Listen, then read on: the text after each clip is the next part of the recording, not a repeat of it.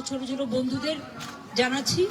এবং গঙ্গাসাগর মেলায় অনেক অতিথি আপনাদের আসবে, আপনাদের বেচা কেনাও যেমন হবে তেমনি অতিথিরা যাতে প্রশংসা করে সেটা আপনাদের সকলকে লক্ষ্য রাখতে হবে, যাতে কারো কোনো ত্রুটি না হয়। গঙ্গাসাগর মেলার জন্য পর্যাপ্ত পরিমাণে হাসপাতালের ব্যবস্থা, বেডের ব্যবস্থা, ডাক্তারের ব্যবস্থা, অ্যাম্বুলেন্সের ব্যবস্থা, আপনার বাসের ব্যবস্থা, সমস্ত বাস মানে একটাই সিঙ্গেল টিকিটে যাতায়াত করতে পারবে। আর 5 লাখ টাকা করে সবার ইন্স্যুরেন্স করা আছে, যদি কেউ দুর্ঘটনা কবলে মারা যায় বা কিছু হয় সেজন্য আমরা পুরো মেলায় যারাই আসে এবং তীর্থযাত্রী সহ, লোকাল লোক সহ, সাংবাদিক সহ, সকলের অফিসার সহ সকলের একটা ইন্স্যুরেন্স আমাদের করাই থাকে। আর গঙ্গাসাগরের ব্যাপারে যে তীর্থকর ছিল বামফ্রন্টের আমলে সেটা আমরা তুলে দিয়েছি। সুতরাং আমরা মনে করি সবকিছু ভালোভাবে হোক। কালকে আবার আউটরাম ঘাটে প্রোগ্রাম হবে, দেখা হবে। সবাই ভালো থাকবেন, সুস্থ থাকবেন, সুন্দর থাকবেন। আর এসআইআর এর ব্যাপারে আমি সবাইকে বলবো, ভুল ভাল করছে ইলেকশন কমিশন। জীবিতদের মৃত দেখাচ্ছে, বয়োজ্যেষ্ঠদের নাকে নল পরিয়ে নিয়ে যাচ্ছে এবং যেসব অ্যাপ করেছেন বিজেপির আইটি সেলকে দিয়ে, সেগুলো ইললিগাল, আনকনস্টিটিউশনাল, আনডেমোক্রেটিক। এভাবে চলতে পারে না। আপনাদের বলবো আপনারাই ক্রস চেক করুন এবং আপনারা মানুষের পাশে দাঁড়ান। আমার পাশে দাঁড়ানোর দরকার নেই। सुप्रीम कोर्ट में तो मामला गया है।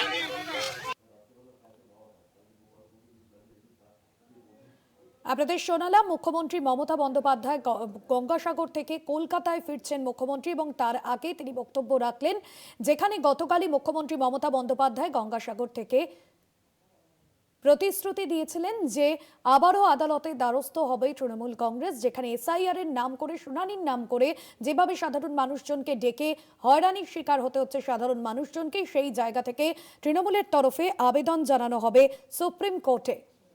এবং সেই ঘোষণার 24 ঘন্টার মধ্যেই আদালতে সুপ্রিম কোর্টের দ্বারস্থ হলো তৃণমূল কংগ্রেস। এসআইআর নিয়ে সুপ্রিম কোর্টে তৃণমূল কংগ্রেস দলনেত্রীর ঘোষণার 24 ঘন্টার মধ্যেই মামলা দায়ের করা হয়েছে। দেবাশিস সেনগুপ্ত রয়েছেন ফোন লাইনে। দেবাশিস, আমরা গতকালই দেখেছিলাম মুখ্যমন্ত্রী মমতা বন্দ্যোপাধ্যায় গঙ্গাসাগর থেকে প্রতিশ্রুতি দিয়েছিলেন এসআইআর নিয়ে সুপ্রিম কোর্টে তৃণমূল কংগ্রেস দ্বারস্থ হবে, তার 24 ঘন্টার মধ্যেই কিন্তু সেটাই হলো। দলনেত্রী তৃণমূল সুপ্রিমো মমতা বন্দ্যোপাধ্যায় তিনি কি বললেন?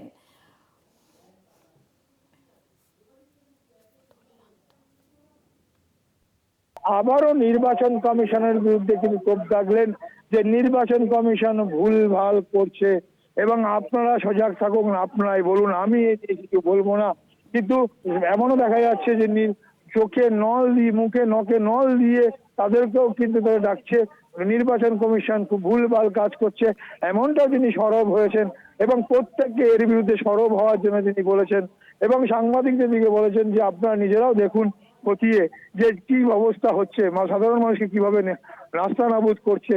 অর্থাৎ একদিকে যেমন তিনি বলেছেন যে আপনারা সব ঠিকঠাক থাকবেন, গঙ্গাসাগর প্রসঙ্গে তিনি যেমন বলেছেন সমস্ত মানুষের জন্য বীমার ব্যবস্থা যেমন তিনি করেছেন, এর পাশাপাশি কিন্তু তিনি বলেছেন সকলকে ঠিকঠাক মতো ওই গঙ্গাসাগর মেলা উপভোগ করার জন্য।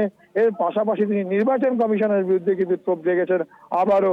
গতকালও আমরা দেখেছিলাম, আজও কিন্তু আমরা সেই একই জিনিস দেখলাম, নির্বাচন কমিশনের বিরুদ্ধে তিনি ক্ষোভ জাগলেন এবং ক্ষোভ জাগলেন না, তিনি স্পষ্টভাবে জানিয়ে দিলেন যে যেভাবে তারা করছেন নোকে নল দিয়ে, চোখে নাকে নল দিয়ে তাদেরকে মানুষকে আসতে হচ্ছে, অর্থাৎ এটা নির্বাচন কমিশনে বলা যেতে পারে এক প্রকার অবিচার করছে, এমনটাই কিন্তু মন্তব্য।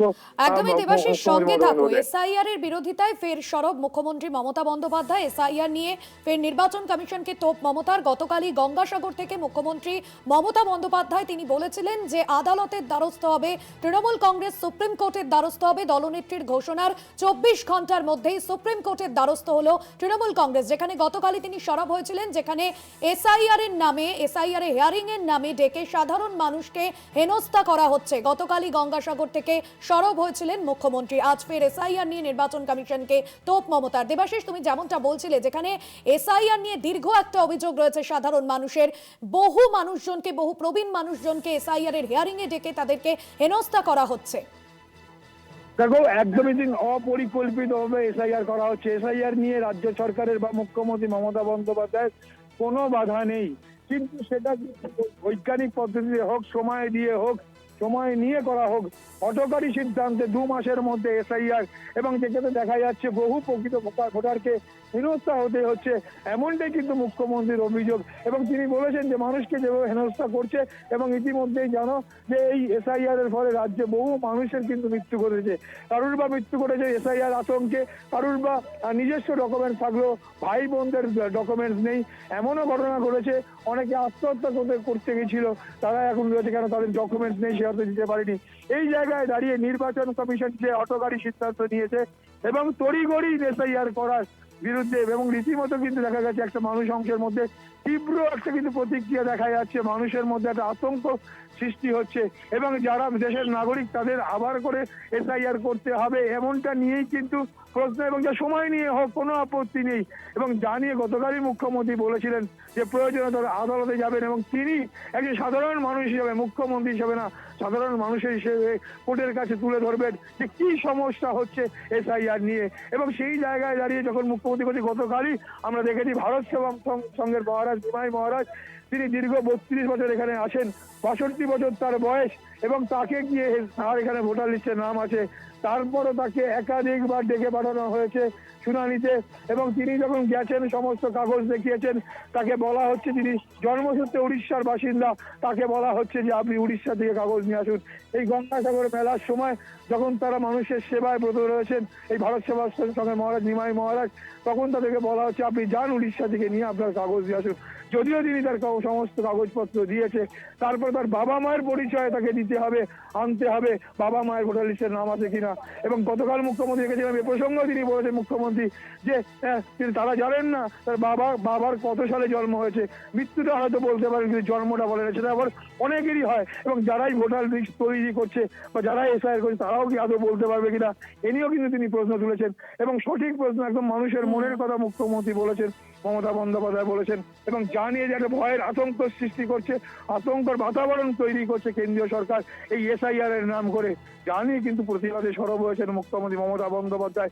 এবং একজন নাগরিক হিসাবে তিনি কিন্তু মানুষের স্বার্থে তিনি যাবেন আদালতে, এমনটা স্পষ্ট জানিয়েছেন।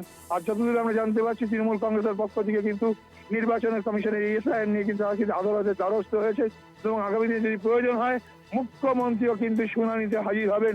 তিনি একজন আইনজীবী নয়, যদিও তিনি পদটিকে বলে তিনি একজন আইনজীবী, তবুও তিনি সাধারণ নাগরিক হিসাবে কিন্তু আদালতের কাছে তার যে বলার অধিকার আছে সেই অধিকার তিনি চাইবেন, এবং মানুষের দুর্দশার কথা তিনি তুলে ধরবেন, এমনটাও কিন্তু গতকাল জানিয়েছেন।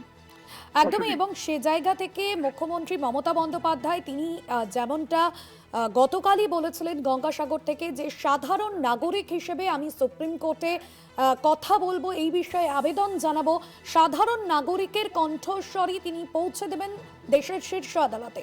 দেবাশিস, দেখো একদমই যে সমস্ত মানুষের পক্ষে সম্ভব না আদালতে যাওয়া এবং সুপ্রিম কোর্টে যাওয়া, কিন্তু মানুষের যে বলার অধিকার আছে সেই অধিকারটা যে একদম তিনি আদালত পর্যন্ত জানাতে পারেন, সেই অধিকার নাগরিকের প্রতিনিধি হিসাবে বাংলার মুখ্যমন্ত্রী পৌঁছে দেবে সুপ্রিম কোর্টে, এমনটাই কিন্তু কালকে বার্তা দিয়েছিলেন। এবং তিনি বলেছিলেন যে আদালত কোনো আইনজীবী হিসাবে না, সাধারণ মানুষের যা কষ্ট একজন নাগরিক হিসাবে মুখ্যমন্ত্রী সেই বার্তা তুলে ধরবেন কিন্তু সুপ্রিম কোর্টের আদালতের কাছে, যে কিভাবে মানুষকে এসআইআর এর নাম করে হেনস্থা করা হচ্ছে। আবারও বলে রাখি, মুখ্যমন্ত্রী এসআইআর এর বিরোধী নয়, কিন্তু যেভাবে হঠকারী সিদ্ধান্ত নিয়ে 2 মাসের মধ্যে এসআইআর করা হচ্ছে, এর আগের যে রিভিশন হয়েছিল সে তার জন্য 2 বছর সময় রেখেছিল, সেই 2 বছর সময় না নিয়ে হঠাৎ করে এই ধরনের সিদ্ধান্ত নিয়ে রীতিমতো কিন্তু খুব কেবলমাত্র মুখ্যমন্ত্রী না, বিরাট একটা অংশের মানুষের, এবং বেছে বেছে বিরোধী রাজ্যগুলো, বিজেপি বিরোধী রাজ্যগুলোতেই কিন্তু এসআইআর করা হচ্ছে। এবং যদি তাদের উদ্দেশ্য থাকে যে কেবলমাত্র বহিরাগত যাদের তাদেরকে চিহ্নিত করা, তাহলে যে সমস্ত জায়গা থেকে সব থেকে বেশি বহিরাগত ঢোকার সম্ভাবনা সেই রাজ্যে হচ্ছে না কেন, এ নিয়েও কিন্তু প্রশ্ন তুলেছেন অভিষেক বন্দ্যোপাধ্যায় তুলেছিলেন। এবং সেই জায়গা থেকে দাঁড়িয়ে দেখা যাচ্ছে একদম রীতিমতো নির্বাচন কমিশন চলছেন বিজেপির অঙ্গুলি। একদমই, অর্থাৎ এসআইআর নিয়ে আবারও তোপ দেখেছে নির্বাচন কমিশনকে মুখ্যমন্ত্রীর সঙ্গে থাকো দেবাশিস। এসআইআর নিয়ে ভুলভাল কাজ করছে কমিশন, অগণতান্ত্রিক অনৈতিক কাজ করছে কমিশন। আজকে এসআইআর নিয়ে আবারও নির্বাচন কমিশনকে তোপ দাগলেন মুখ্যমন্ত্রী মমতা বন্দ্যোপাধ্যায়। গঙ্গাসাগর থেকে কলকাতায় ফেরার আগে এ বিষয়ে কি বললেন মুখ্যমন্ত্রী, শোনাবো।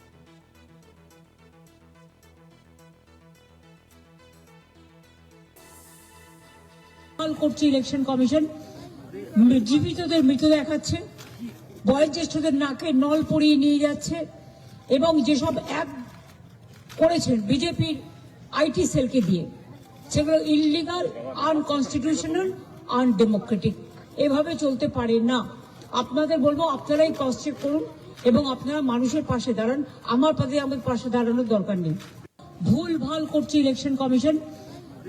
জীবিতদের মৃত দেখাচ্ছে, বয়োজ্যেষ্ঠদের নাকে নল পরিয়ে নিয়ে যাচ্ছে, এবং যেসব অ্যাপ করেছেন বিজেপির আইটি সেলকে দিয়ে, সেগুলো ইললিগাল, আনকনস্টিটিউশনাল, আনডেমোক্রেটিক। এভাবে চলতে পারে না। আপনাদের বলবো, আপনারাই ক্রস চেক করুন এবং আপনারা মানুষের পাশে দাঁড়ান।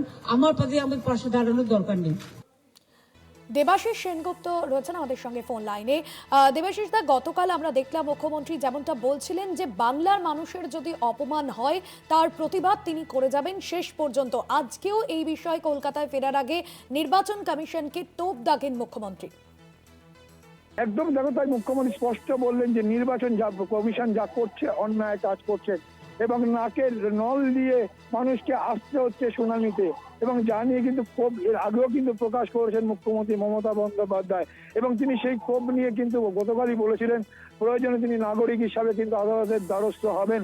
এবং সেই জায়গায় দাঁড়িয়ে থেকে মানুষের কথা, জনগণের কথা, মানুষ যে আতঙ্কের মধ্যে পড়েছে সেই নিয়ে নাগরিক হিসাবে কিন্তু রাজ্যের প্রতিনিধি হিসাবে মুখ্যমন্ত্রী কিন্তু সে কথা আদালতের কাছে তুলে ধরবেন এবং বুঝিয়ে দেবেন কেন এই কথাটা বলছেন।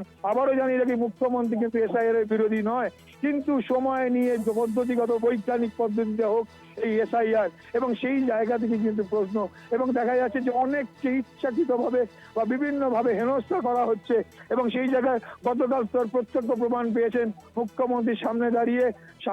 এখানে নিমাই মহারাজ, ভারত সেবা সংঘের মহারাজ, যাদের যে ভারত সেবা সংঘকে সারা বিশ্ব চেনে, যারা ভারতবর্ষে চেনে, সেই জায়গায় তিনি এখানে গঙ্গাসাগরে 32 বছর ধরে প্রান্তিক মানুষদের জন্য তিনি কাজ করে যাচ্ছেন, যার ভোটার লিস্টে এখানে নাম রয়েছে। তাকে বিভিন্নভাবে জন্মসূত্রে যেহেতু উড়িষ্যার মানুষ, তাকে বিভিন্নভাবে শুনানিতে বারবার ডাকা হচ্ছে। তিনি যখন যাচ্ছেন তাকে বলা হচ্ছে উড়িষ্যা থেকে কাগজ নিয়ে আসার জন্য, যা রীতিমতো বলা যেতে পারে এক প্রকার মহারাজের জীবনের শেষ লগ্নে এসে, 62 বছরের বয়স, তিনি বলছেন যে জীবনের শেষ লগ্নে এসে আমাকে প্রমাণ দিতে হবে আমি ভারতীয় নাগরিক কিনা, যা রীতিমতো অপমানকর। যিনি জনসেবা কাজ করেন, এরকম বহু মানুষকে কিন্তু এরকম হেনস্থা হতে হচ্ছে, এবং অসুস্থ, দুর্বল, চোখে দেখতে পায় না, হাঁটতে পারে না, তাদেরকেও শুনানিতে হাজির করানো হচ্ছে, যা নিয়ে রীতিমতো খুব মুখ্যমন্ত্রী উগড়ে দিয়েছেন। এবং তিনি বলেছেন যে এর বিরুদ্ধে আপনারা গর্জে উঠুন, মানুষকে গর্জে ওঠার কথা বলেছেন। পাশাপাশি তিনি সাংবাদিকদের বলেছেন যে সঠিকটা আপনারা খুঁজে বার করুন, দেখুন কি জিনিস করছে। এবং মুখ্যমন্ত্রী যে কথা বলছেন, বাস্তব পরিস্থিতি কিন্তু তাই দেখা যাচ্ছে যে মুখ্যমন্ত্রীর কথা যা আগে বলেছিলেন, দিল্লির নির্বাচনে হওয়ার পরেই যখন ক্ষমতা পালাবদল হয়, তখন মুখ্যমন্ত্রী বলেছিলেন এই ভোটের জয়ের পিছনে অন্য কোনো ষড়যন্ত্র রয়েছে, এবং ঠিক দেখা যাচ্ছে পরবর্তীকালে অভিষেক বন্দ্যোপাধ্যায় সেই একই অভিযোগ করছেন। একদমই দেবাশিস, অর্থাৎ সাধারণ মানুষের কথাই তিনি দেশের শীর্ষ আদালতে পৌঁছে দিতে চাইছেন। সঙ্গে থাকো দেবাশিস। আর বেশ কিছুক্ষণ আগেই সাংবাদিক বৈঠক করে বিজেপির রাজ্য সভাপতি শ্রমিক ভট্টাচার্য কি বলেছেন শোনাবো। এটা তো পশ্চিমবঙ্গ রাজ্য সরকারের নির্বাচন কমিশন নয়, যেখানে কুমোরটুলির একজন অসুররূপী মানুষ বসে থেকে মহিলাদের অধিকারকে লুট করবেন। তো দোলা সেনের অধিকার আছে মামলা করার, ভারতীয় গণতন্ত্র তাকে সেই অধিকার দিয়েছে, সংবিধান তাকে সেই অধিকার দিয়েছে, তিনি মামলা করেছেন। এ নিয়ে যা উত্তর দেবার নির্বাচন কমিশন দেবে, যা বলা সুপ্রিম কোর্ট বলবে। এটা তো বিজেপির নির্বাচন কমিশন নয়। তৃণমূল কমিশন রাজ্যে নির্বাচন কমিশনকে যেভাবে পরিচালিত করে, ওরা ওদের মনের আয়নায় অন্য লোকের প্রতিচ্ছবি দেয়। আপনাদের শোনালাম শ্রমিক ভট্টাচার্য, তিনি ঠিক কি বললেন। দেবাশিস রয়েছেন আমাদের সঙ্গে ফোন লাইনে। দেবাশিস, এই যে সাধারণ মানুষের কণ্ঠস্বর হিসেবে মুখ্যমন্ত্রী মমতা বন্দ্যোপাধ্যায় বা তৃণমূল কংগ্রেসের তরফের যে পৌঁছে দেওয়া হচ্ছে সুপ্রিম কোর্টে, সেক্ষেত্রে দাঁড়িয়ে বিজেপি নেতৃত্ব তারা অনেকটাই ব্যাকফুটে চলে যাচ্ছে। দেখো, একদম মুখ্যমন্ত্রী মমতা বন্দ্যোপাধ্যায় যখন তিনি লড়াই আন্দোলন করেছেন, একদম মাটি থেকে তিনি লড়াই আন্দোলন করেছেন। তিনি জানেন, মানুষের হৃদয় বোঝেন, মানুষকে তিনি চেনেন, জানেন, তাই মানুষের কথা বলার জন্যই তিনি আদালতে যাবেন এমনটাই তিনি জানিয়েছিলেন। যে কথা সমস্ত মানুষের পক্ষে পৌঁছে দেওয়া সম্ভব নয় সুপ্রিম কোর্টে বা শীর্ষ আদালতে, যে বার্তা মানুষের হয়ে, তাই তিনি বলেছিলেন, গতকালই বলেছিলেন যে সাধারণ একজন নাগরিক হিসাবে তিনি আইনজীবী, কিন্তু তিনি যাবে আইনজীবী হিসাবে নয়, একজন সাধারণ মানুষ হিসাবে মানুষের যে সমস্যা এবং এসআইআরকে কেন্দ্র করে তা তুলে ধরবে আদালতের কাছে যে কি হচ্ছে, যা কিন্তু গতকাল স্পষ্ট করেছে এবং আজও কিন্তু সেই একইভাবে কিন্তু তিনি পরিষ্কারভাবে জানিয়ে দিয়েছেন যে যে নির্বাচন কমিশন যা করছে অন্যায় করছে এবং যে আগে যে অভিযোগ করেছিল যে বিজেপির অঙ্গনে চলছে নির্বাচন কমিশন এবং সেই জায়গায় দেখা যাচ্ছে যে যা বলছে ক্ষমতা দখলের জন্য বিভিন্ন রকম পদ্ধতি তারা অবলম্বন করছে এবং এই এসআইআর নিয়ে মুখ্যমন্ত্রীর কোনো আপত্তি নেই, কিন্তু সেটা বৈজ্ঞানিক ভিত্তিতে হোক, সময় নিয়ে হোক, এমনটাই কিন্তু তার দাবি এবং সেই দাবির জায়গা থেকে তিনি সাধারণ মানুষের যে অসুবিধা হচ্ছে যে রীতিমতো যারা অথর্ব মানুষ, যারা বিকলাঙ্গ মানুষ, যারা চোখে দেখতে পান না, যারা যেতে পারেন না, তাদেরকেও ডেকে পাঠানো হচ্ছে শোনাতে, যা বলা হচ্ছে এক কথা অমানবিক এবং এই এসআইআর এর বলি হয়েছে বহু মানুষ আতঙ্কের চোটে সে জায়গা থেকে দাঁড়িয়ে তিনি নিজে সওয়াল করবার জন্য নিজে সওয়াল জবাব দেওয়ার জন্য আবেদন করবেন এমনটা তিনি বলেছেন এবং সাধারণ মানুষকে যেভাবে হেনস্থা করা হচ্ছে সে বিষয়টা চোখে আঙুল দিয়ে দেখিয়ে দেবেন। দেবাশিস, করার মুখ্যমন্ত্রী মমতা বন্দ্যোপাধ্যায় থাকতে তিনি হতে দেবেন না, বাংলাকে ছোট করার চেষ্টা করছে অনেকেই, কিন্তু মুখ্যমন্ত্রী মমতা বন্দ্যোপাধ্যায় থাকতে বাংলাকে ছোট হতে দেবে না। এটা কিন্তু মুখ্যমন্ত্রী মমতা বন্দ্যোপাধ্যায়ের কথা এবং তিনি তা যা বলেন তিনি তা করে দেখান এবং আগামী দিনে এই আদালতে গিয়েও যদি দেখা যায় যে এমনটা তিনি তুলে ধরছেন মানুষের। একদমই দেবাশিস, বোঝাই যাচ্ছে যে আগামী দিনে এই লড়াই যে চলবে, প্রতিবাদ জানাবেন মুখ্যমন্ত্রী মমতা বন্দ্যোপাধ্যায়, গতকালই তিনি তা স্পষ্ট করেছেন। অন্যদিকে আজ এসআইআর নিয়ে আবারও নির্বাচন কমিশনকে তোপ দেখেছেন মুখ্যমন্ত্রী। আরো একবার শোনাবো আপনাদের ঠিক কি বলেছেন মমতা বন্দ্যোপাধ্যায়। ভুল ভাল করছে ইলেকশন কমিশন, জীবিতদের মৃত দেখাচ্ছে, বয়োজ্যেষ্ঠদের নাকে নল পরিয়ে নিয়ে যাচ্ছে এবং যেসব অ্যাক্ট করেছেন বিজেপির আইটি সেলকে দিয়ে সেগুলো ইললিগাল, আনকনস্টিটিউশনাল, আনডেমোক্রেটিক। এভাবে চলতে পারে না। আপনাদের বলবো আপনারাই ক্রস চেক করুন এবং আপনারা মানুষের পাশে দাঁড়ান, আমাদের পাশে দাঁড়ানোর দরকার নেই। অন্যদিকে এর পাশাপাশি সাংবাদিক সম্মেলন থেকে বিজেপির রাজ্য সভাপতি শ্রমিক ভট্টাচার্য কি বলেছেন শুনুন।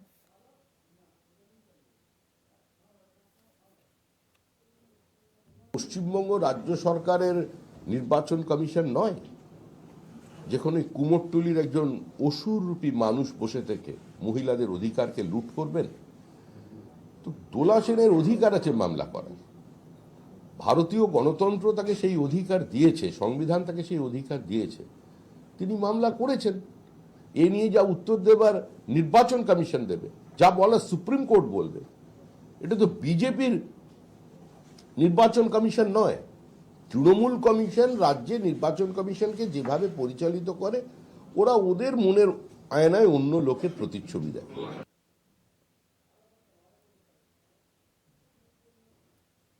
এটা তো পশ্চিমবঙ্গ রাজ্য সরকারের নির্বাচন কমিশন নয়, যেখানে কুমোরটুলির একজন অসুররূপী মানুষ বসে থেকে মহিলাদের অধিকারকে লুট করবেন। তো দোলা সেনের অধিকার আছে মামলা করার, ভারতীয় গণতন্ত্র তাকে সেই অধিকার দিয়েছে, সংবিধান তাকে সেই অধিকার দিয়েছে, তিনি মামলা করেছেন। এ নিয়ে যা উত্তর দেবার নির্বাচন কমিশন দেবে, যা বলা সুপ্রিম কোর্ট বলবে। এটা তো বিজেপির নির্বাচন কমিশন নয়, তৃণমূল কমিশন রাজ্যে নির্বাচন কমিশনকে যেভাবে পরিচালিত করে, ওরা ওদের মনের আয়নায় অন্য লোকের প্রতিচ্ছবি দেয়।